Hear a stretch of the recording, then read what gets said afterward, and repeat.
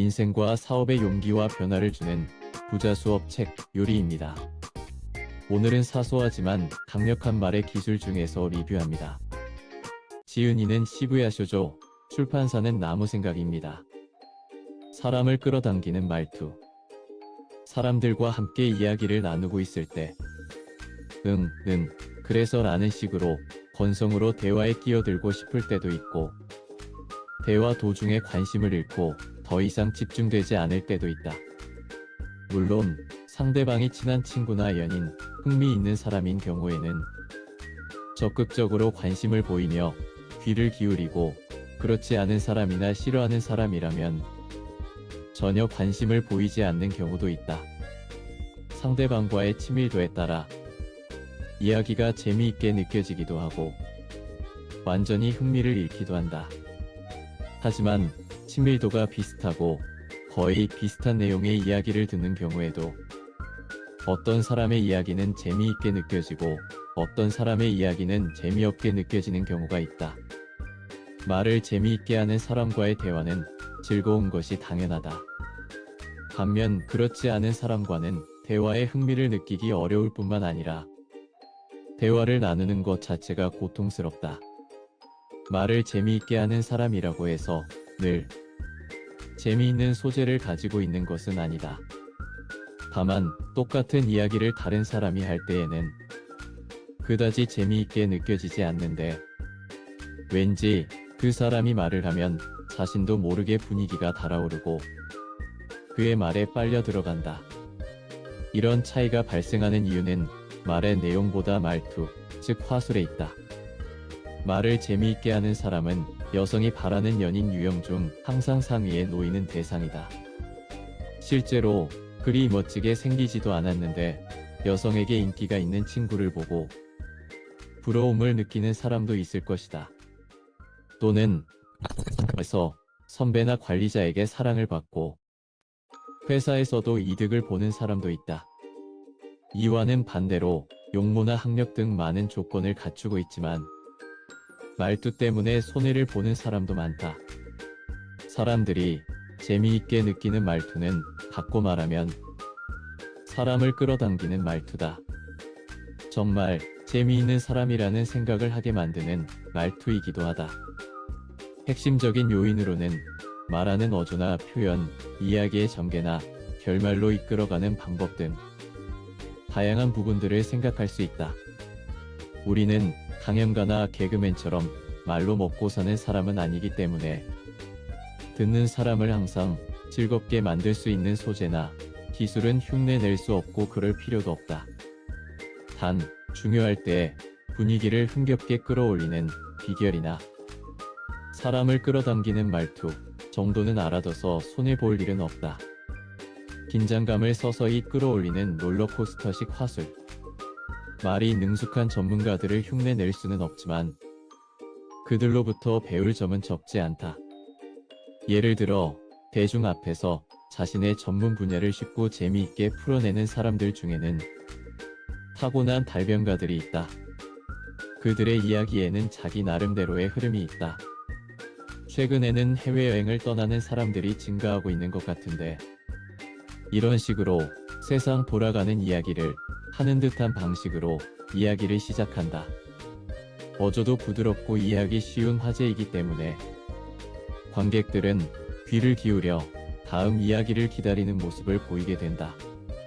하지만 점차 흔한 이야기가 아니라 약간 특이하고 전문적인 이야기로 전개되어 가면서 차분하게 듣고 있던 관객들도 어느 틈에 강한 관심과 호기심을 느낀다. 전문가들의 강연은 이렇게 가벼운 주제로 담담하게 시작해 이야기를 전개하고 점차 속도가 빨라지면서 마지막에 마무리 부분을 멋지게 장식하는 패턴이 많다. 논문이나 소설로 표현하면 기승전결, 수법이다. 또 시간의 순서대로 이야기를 전개하며 관객이 이야기의 등장인물처럼 느끼도록 만들면서 점차 이야기 속으로 끌어들여 절정으로 치닫다가 마지막에 강한 클라이맥스로 마무리를 짓는 방식도 있다. 그러면 관객은 강연이 끝날 때까지 마음 편히 기대감을 부풀리면서 즐길 수 있고, 마지막에 마무리를 지으면 만족스럽게 고개를 끄덕인다. 손해를 보는 사람은 이와는 반대다. 흔히 볼 수 있는 실수가 이야기를 시작하려 할 때 처음부터 강한 말투로 시작하는 것이다. 내가 재미있는 이야기를 하나 할 테니까 좀 들어봐. 처음에 재미있는 이야기를 하겠다고 선언을 하면 듣는 사람은 기대감이 한껏 올라가 강한 호기심을 갖게 된다. 이러한 방식은 자신에게 주목하도록 만들기 위한, 서론으로서는 좋을지 모르지만 높아진 기대감 탓에 뒤로 갈수록 이야기를 듣는 쪽에서 흥미를 잃기 쉽다. 심한 경우에는 누구나 다 아는 이야기라는 식으로 말을 차단하고 끼어들 위험성이 높다. 말하는 사람이 이야기를 시작하기 전부터 흥분을 하면 듣는 쪽에서는 오히려 냉정한 자세를 취하기도 한다. 무서운 이야기를 할 때에도 클라이맥스까지 목소리를 낮추어 냉정하게 이야기를 진행하는 쪽이 흥미와 두려움을 더욱 증폭시킨다. 롤러코스터의 스릴도 사실 빠른 속도로 떨어져 내릴 때보다 서서히 최고 지점을 향해 올라갈 때 더 스릴을 느낀다는 사람이 많다. 특히 단발성으로 끝내는 강연이 아니라 이야기에 전개가 있는 내용인 경우라면 듣는 쪽의 호기심을 서서히 부풀려가는 쪽이 훨씬 효과가 크다. 재미있는 이야기를 할 때일수록 이 롤러코스터식 화술을 이용해 서서히 진행하는 것이 비결이다. 뇌리에 꽂히는 한 방이 있는 번지점프식 화술. 상대방의 마음을 붙잡으려면 이야기를 부드럽게 시작하는 것이 기본이다.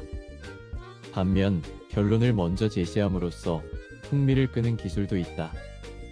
예를 들어 듣는 사람의 궁금증을 유발할 만한 이야깃거리라고 생각될 때 단도직입적으로 결론부터 말하면 상대의 관심을 단번에 끌어낼 수 있다. 사실 나 좋아하는 사람이 생겼어. 응, 어떤 사람인데 언제, 어디에서 만났어? 이렇게 듣는 사람의 관심을 이끌어낸 후에는 말하는 사람 쪽에서 이야기의 주도권을 다시 쥐게 되므로 서서히 이야기를 진행하면 된다. 전개가 복잡하고 길어질 것 같은 이야기를 할 때에도 결론을 미리 꺼내는 것이 좋다. 그러면 듣는 사람 쪽에서도 이야기의 대략적인 흐름을 파악할 수 있기 때문에 흥미도 느끼게 되고 이야기를 듣는 도중에 관심을 잃거나 집중하지 못하는 현상도 없앨 수 있다. 스탠딩 코미디나 강연회나 발표회처럼 관객의 입장에 있는 사람들이 이미 이야기를 듣고자 하는 마음을 먹고 온 경우라면 사람들의 주목을 끌기 쉽다.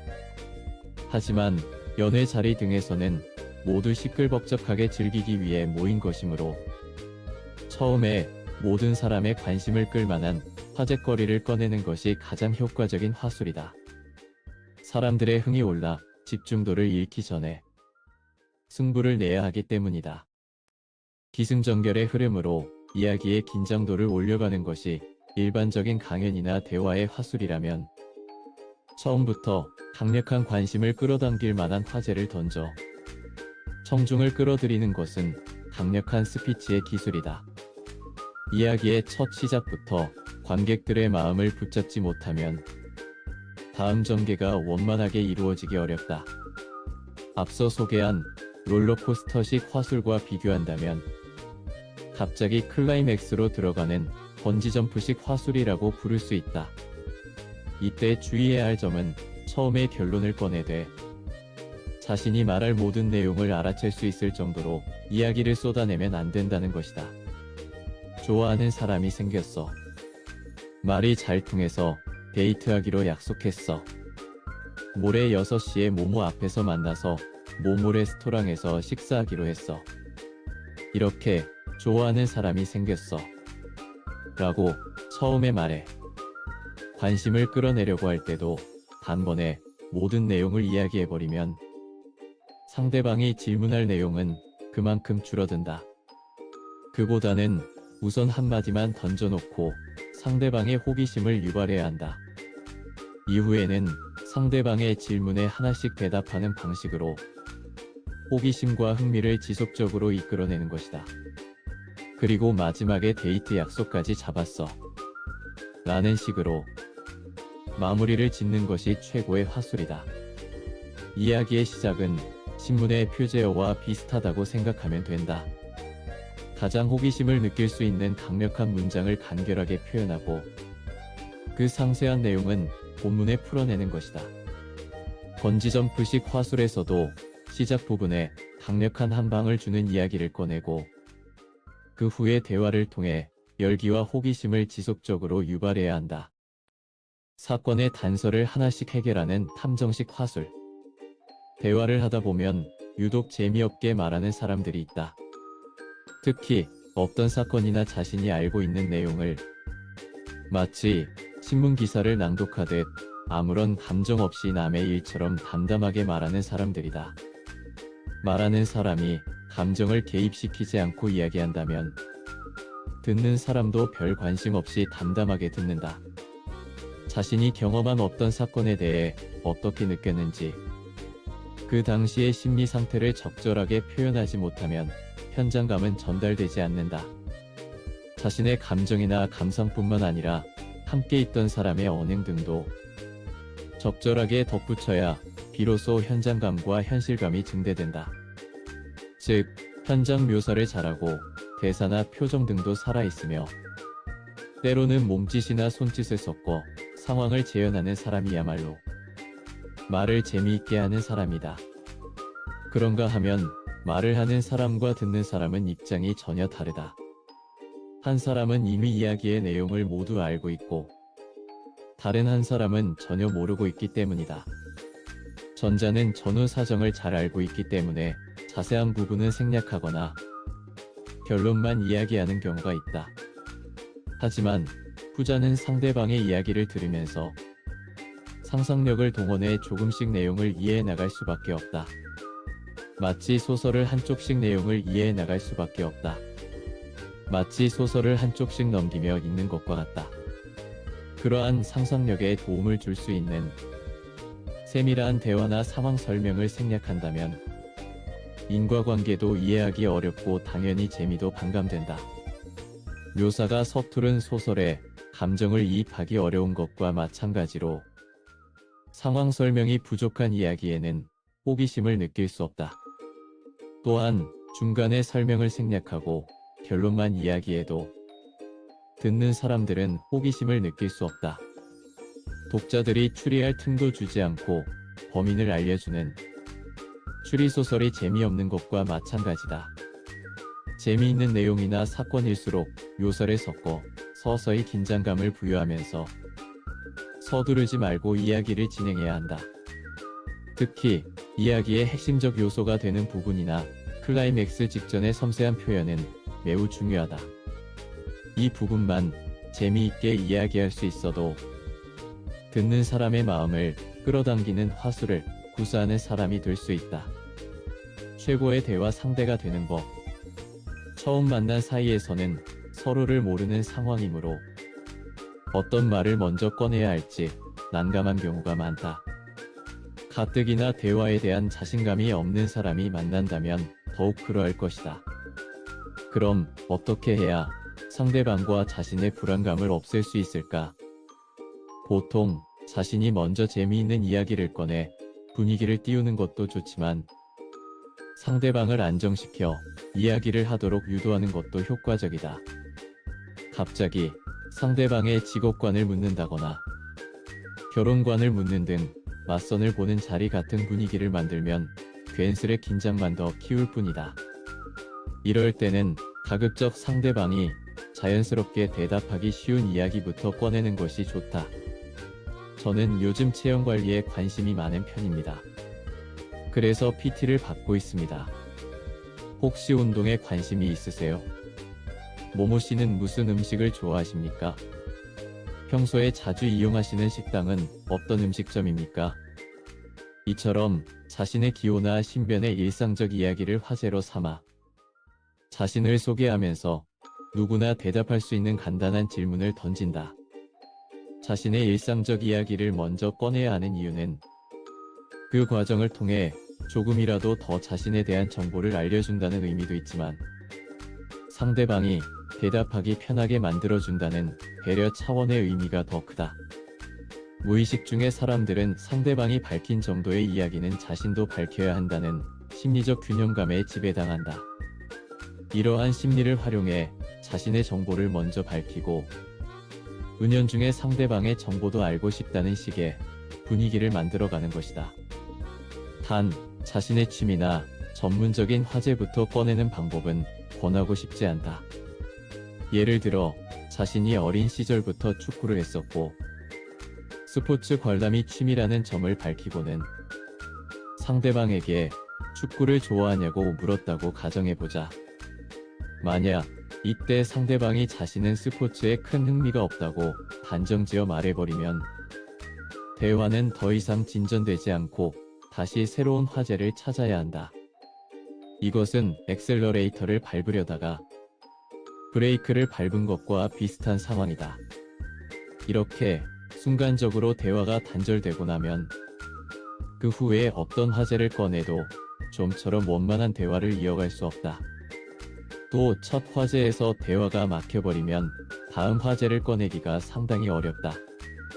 따라서 첫 만남에서의 기본 전략은 가급적 일상적인 이야기를 화제로 삼는 것이 좋다. 같은 취미가 있다면 자신들의 취미를 화제로 삼으면 되지만 처음 만난 경우에는 일단 눈앞에 놓여있는 음식이나 공통적으로 알고 있는 지인 등 주변의 존재를 화제로 삼으면 서로 이미지를 떠올리기 쉽다.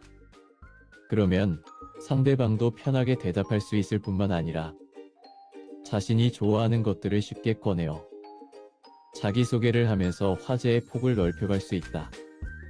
공통적으로 알고 있는 지인이 있다면 그를 이용하는 것이 가장 무난한 대화의 기술이다. 각계각층의 사람이 모이는 파티처럼 서로 아는 사람이 적은 자리에서는 공통적으로 알고 있는 지인이 있다는 것만으로도 상대방에게 친근감을 줄 수 있다. 그렇게 대화의 물꼬를 트게 되면 그 이후의 대화도 훨씬 편해진다.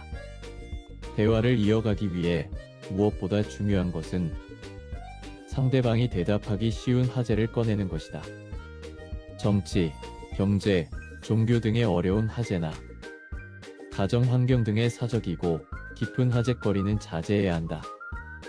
우선 자신이 가볍게 대화를 나눌 수 있는 상대라는 이미지를 전해주는 것이 폭넓은 대화로 이어질 수 있는 계기를 만들어준다. 첫인상은 말투가 좌우한다. 상대방과의 첫 대면은 매우 중요하다고 생각한다. 업무 관계로 엮인 사람이든 취업 면접을 위해 마주한 면접관이든 또는 남녀의 미팅이든 무슨 이야기를 할 것인가 하는 부분을 누구나 신경 쓰게 된다. 특히 면접이나 미팅은 단 한 번만에 결정을 하는 경우가 많기 때문에 세련된 말, 멋진 말, 재치 있는 말을 해야겠다는 생각에 자칫 의욕이 과해진다. 하지만 어느 설문조사에 따르면 첫인상에서의 좋은 느낌이나 싫은 느낌은 무엇을 이야기했는가와는 크게 관계가 없다고 한다. 첫 대면을 하는 사람들이 상대방에게 느끼는 첫인상의 단서 중에 대화의 내용은 상대적으로 적다. 그보다는 외적인 면이 영향을 많이 받는 것으로 나타났다. 첫째, 용모, 패션 센스 등 순간적으로 눈에 들어오는 외모. 둘째, 몸짓이나 표정 등을 포함한 말을 할 때의 분위기 등이다. 즉, 상대방이 자신에 대해 가지는 인상은 무슨 이야기를 했는가 보다는 이야기를 할 때의 분위기에 의해 대부분 결정난다는 것이다. 실제로 우리는 대수롭지 않은 대화를 나누면서도 상대방의 표정, 말투나 목소리에서 그 사람의 능력이나 성격까지 읽어낸다. 이런 식으로 이해하기 쉽게 설명할 수 있다니 이 사람은 머리가 정말 좋은 사람이야. 말이 너무 빠르네. 혹시 덤벙거리는 성격이 아닐까? 게다가 대화의 내용에 대한 기억이 어슴푸레해서 하룻밤 자고 나면 지난날에 무슨 이야기를 했는지, 어떤 결론을 냈는지 조차 잊어버리는 경우도 있다. 또 기분 나쁜 관리자에게 질책을 들었을 때에는 그의 환한 목소리와 얼굴 표정만 인상에 남는 것이 보통이다. 그래서 자신이 어떤 경고를 들었고 무엇을 조심하라고 했는지에 대한 내용은 제대로 기억나지 않는 사람들이 많은 것도 그 때문이다. 이렇듯 눈이나 귀를 통해 받아들이는 외적인 정보는 보고 듣고 느끼는 감각을 통해 수용하게 되므로 아무런 저항 없이 받아들이게 된다. 따라서 이야기의 내용보다 더 오래 남을 수밖에 없다. 만약 상대방이 전하는 말의 내용을 이해하려면 우리의 두뇌를 회전시켜야 한다. 그만큼 에너지도 필요하다. 또 상대방의 말에 화답해 고개를 끄덕이거나 맞장구를 넣기도 하면서도 무의식 중에 듣기 거북하거나 귀찮은 경우를 피해가기도 한다. 그것이 이야기의 내용은 그다지 첫인상에 남지 않는 이유다. 여기까지 하겠습니다. 사소하지만 강력한 말의 기술 시부야 쇼조 지음중에서 리뷰했습니다. 좋은 책입니다. 추천드립니다. 작은 영감 있으셨으면 구독, 좋아요 부탁드립니다.